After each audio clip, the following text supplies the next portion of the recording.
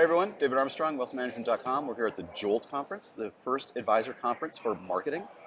New arena Yeah, for advisors, yes? ton of fun too. Yeah, So I'm yeah, here with Jason Wenk, the founder of Altruist, serial entrepreneur, been in the industry a long time. Jason, thanks for joining us. thank you for having me. This is a blast. We have seen a lot of advisors here, and what's your impression? I think it strikes me as like a slightly different demographic than the advisors that we typically see at conferences. Yeah, so great energy. I think it's people who are growth minded, and I think that if you're growth minded, you tend to have a bit more of an abundance mindset, and so it's like super collaborative, like incredibly supportive, and again a very unique, youthful kind of energy, which is really cool. And that strikes me as the advisors that you serve too with Altruist a little bit. When you launched Altruist, what, 3 years ago? Roughly, yeah. Yeah. I think there was some skepticism around it, right? People were a little skeptical about, do we need a custodian? Can you have a custodian that serves smaller advisors? Could it scale? Can you give us some sense of where you're at now? Yeah, well, I think interestingly, we like to say like we serve advisors of all sort of range. So we have very very large firms that also use it. But what's interesting is that we very much wanted to make sure we built the platform so that it was very easy to use and a great experience with great service. Even if you have 5 clients, there should be no barrier for entry to being an entrepreneur financial advisor. So that message has really resonated. Today we have north of 1,200 RA firms. There's I'll call it deca billions, multiple, tens of billions in assets that those advisors control. Our growth is almost off the charts, compared to other fintech companies and wealth tech companies, including the biggest names that we think of, like outside of even like advisor tech, but like literally all of like wealth tech. So it's been a really, really, I think, rewarding journey because we're able to serve advisors in a way that I think historically was not easy, right? Primarily meaning like if you didn't have a lot of assets, it was hard to be an RIA. Now it's actually pretty easy. Yeah. The advisors that you work with, how do they approach marketing, or do they, right? I mean, traditionally, we know that advisors have spent very little attention on marketing. So we have a really interesting demographic too. So you think about like this conference, and you spot on in terms of like, so our users, although we have users of all ages, the advisors themselves tend to be much younger, and their clients tend to be much younger. So the average age of a client on the Altruist platform today is 37 years old. The average size of portfolio is about half the size of like a larger, the kind of the big, 3, let's call them custodians. It's still a decent size average account, but again, it's proving point that it's more accessible. And the way that those advisors market and interact with their clients and their prospects is also very, very different. So if you look at our advisor list, it's actually like it warms my heart because there are so many almost like micro niches, right? So someone who only works with tattoo artists, or someone who works specifically with workers in the sex industry, people who specifically serve underserved demographics, right? So their method of reaching those audiences is also very different, very, very much driven on social media, podcasting, digital media like video.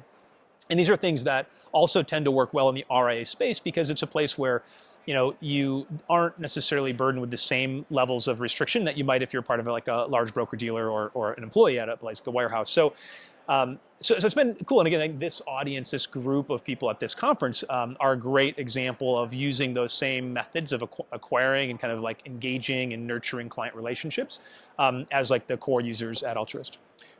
What do you think about this thesis that advisors traditionally have not had to do any marketing? They've seen their books grow just by virtue of the markets going up. They haven't had to do much, right? I mean, you could be a pretty comfortable advisor not being growth mindset, but still have a pretty successful business. Totally. Listen. Is that going to turn? And if it does, what's the shakeout? Yeah, so I think that's true if you already have a base, right? So if somebody had 100 or more clients already and some base of revenue, they could be pretty passive in their kind of growth motion. And it just happened. Yeah, market growth, referrals. I mean, like 15% plus CAGR is not bad. You're doubling your business every 5 years without having to necessarily focus much on it. Going from 0 to like your first 100 clients or 0 to your first 200 clients is a very different story, right? Like those people, like you don't just like wake up and have clients like emailing you, right? It's like you have to make yourself available. You have to build trust, and you have to create sort of inbound demand, or you have to do it yourself, right? Outbound demand, like cold calling or like begging, pleading for business. I think most of our users anyway are much more of the let me create really valuable content that's bespoke to a very narrow kind of market segment, show my expertise, and like let people come to me that are good fits. that still requires a marketing motion. Now, again, as they get later, I have this strong belief in sort of like a flywheel concept that marketing and business is not transactional. Marketing funnels are transactional. I think just the shape of a funnel, right, is like it ends, right? It goes down and then boom, there's a transaction at the end of it. These next generation clients and advisors, they're building much more of like a sort of a flywheel, right? A virtuous sort of cycle of attracting, engaging, nurturing, and then getting referrals. And so they will eventually not have to market, but they have to kind of get there first. I think that's a really major challenge for a lot of advisors. And I should say too, like, there's still an 80-20 rule in growth, right? So even though we might see things like, well, the industry has like this 15%, kind of like organic growth rate. What that really means is there's firms growing at 50 and firms that have been flat, for 5 or 6 years. And so there's still a need, right? Because the best marketers are growing much faster than 15%. The bulk of the industry is actually not so much. We've been hearing forever about the generational transfer of advisory firms, along with the generational transfer of wealth. It seems like it just doesn't quite happen, right? I mean, there's still a lot of money kind of trapped up at that upper boomer level that just isn't shaking loose. Is that? Yeah, well, look, we should celebrate. That means people are living a long time and healthy, right? Exactly. So why bother quitting, if you're an advisor, and obviously why bother dying if you're healthy, right? So, but we know that will happen inevitably, right? It's not like a question of if, it's just, well, how long will this take? I think with advisors, one of the things that is pretty prevalent is people aren't retiring, like especially if they built a fee-based business, has a lot of recurring revenue, there's very little impetus to leave. They can hire a few staff, work kind of part-time, make an incredible living. And oftentimes they'll just almost sunset out of the business as their clients are passing away themselves. So there's not been like this proliferation of like, oh, I'm 65, I better retire and sell my book of business to some, millennial. Like that's not happening, rarely happening, I should say.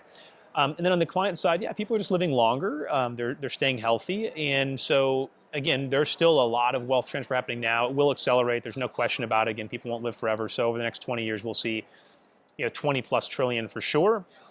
Could very well be 30 or more, like over the course of like that 20 years. That will very much change hands, and the inheritors will be young Gen X, millennial, and some Gen Z, right? So it will happen, and it just all depends on your time horizon. Yeah, it's it strikes me that the same thing that we talk about with consumers, we talk about with advisors, in that tough to find talent, tough to find new advisors to come into the industry. And part of the reason is because I think a lot of the tools or the protocols of the industry seem to be older, right? We talk about how user engagement is really important for the consumer, and banks seem to have that down, right? They know how to get the consumer in with a user experience on the digital level. For the advisor, the young advisor walking into an advisory firm, an established advisory firm, maybe doesn't have, they're like looking at the technology and they're saying, what this? So I'm still like, checking boxes and filling out forms, like dropping and, so how important is it then for the next generation of advisors to come into this industry and making the industry vibe with their, Well, I mean, it's sort of self-serving. I'll say that, I'm a huge believer in entrepreneurship, and I think like these younger generations of advisors are very entrepreneurial. So part of why it's hard to get great talent is a lot of people don't want to work at some job where they're just, like literally keying in data all day, and they don't have any sense of ownership. And the principal of the firm is probably not going to be stepping down for 10, 20 years. Like they don't have that level of patience. So it's leading people to start firms, and now it's a lot easier. There's these membership organizations like XYPN and Onyx that make it easy to kind of go find a community. Advisor Growth Community is another one where you can find community of other like-minded early stage advisors. You can get access to tech stacks and compliance consultants, and you can form a small business as a financial advisor. And there's very low barrier for entry. Now with platforms like Altruist, it's like you don't have somebody saying, well, until you have 10 million or until you have 100 million in assets, so I think that there's, my belief is like over the next decade, we'll just continue to see this like massive surge in new firms being formed by these generations that don't want to wait around for succession planning. They're just going to go build the firm themselves. And frankly, they're just going to take the clients, right? Like maybe when the parents die and they, generationally transfer the wealth, they'll have the clients, right? Yeah. So that's kind of how that works. And I think like, UX is huge. We forget that the experience that you get when you download a consumer app, or even again, like the banks are getting much better at it. But again, digital first banks, if you go young generations like Gen Z and young millennials, over 40% of them are not using Chase and Bank of America and Wells Fargo. They're using SoFi and Varo and Robinhood and all these sort of digital native platforms. It's really, really hard to take that away from somebody. It's like it's hard to get somebody who's been playing whatever, a PS5 and give them a 1982 Atari or something and just have fun with this, right? There's a nostalgia and then it's annoying, right? They want to go back to their world. So we have a lot, I think, still yet to do in the space of making things simpler, easier, more fun to use, actually. Like just having tons of features is not that valuable if it's not fun to use. That's not just for the advisors, but also their end clients. So I do hope that we continue to see a big shift in better UX because it's going to be necessary to kind of think about building the firms of the future that serve the clients of the future and having that long kind of customer value. Or again, like trying to pry somebody away, it's going to be a lot harder if they're used to an experience that's much better at a lower price point. Final question: when you look to the future, where is the next area of innovation in the advisor space? Oof, what are you guys working on? Maybe you're working on something. Well, so I think there's a few things that I think that are really important, and this isn't like new necessarily. Like this has been being worked on for a couple of years, but I think people are underestimating like how explosive it will be. But I think that individual ownership of securities is going to be very, very important. So even if you're a passive, investor, I think that having the ability to have things like direct indexing, personalization, what we know empirically is that if people are connected to their money, they're more likely to stay in that investment even if the markets get tough. We're living through that right now, right? And if people are connected, if they have a social kind of connection to their portfolio, they're going to be more inclined to ride it out and achieve better kind of long-term returns. We also know, this is not a surprise, but we know for sure, it's been this way for a long time, that things like tax location, tax loss harvesting, like these things that will add automatic alpha, like real returns to client portfolios, like those are going to be really important.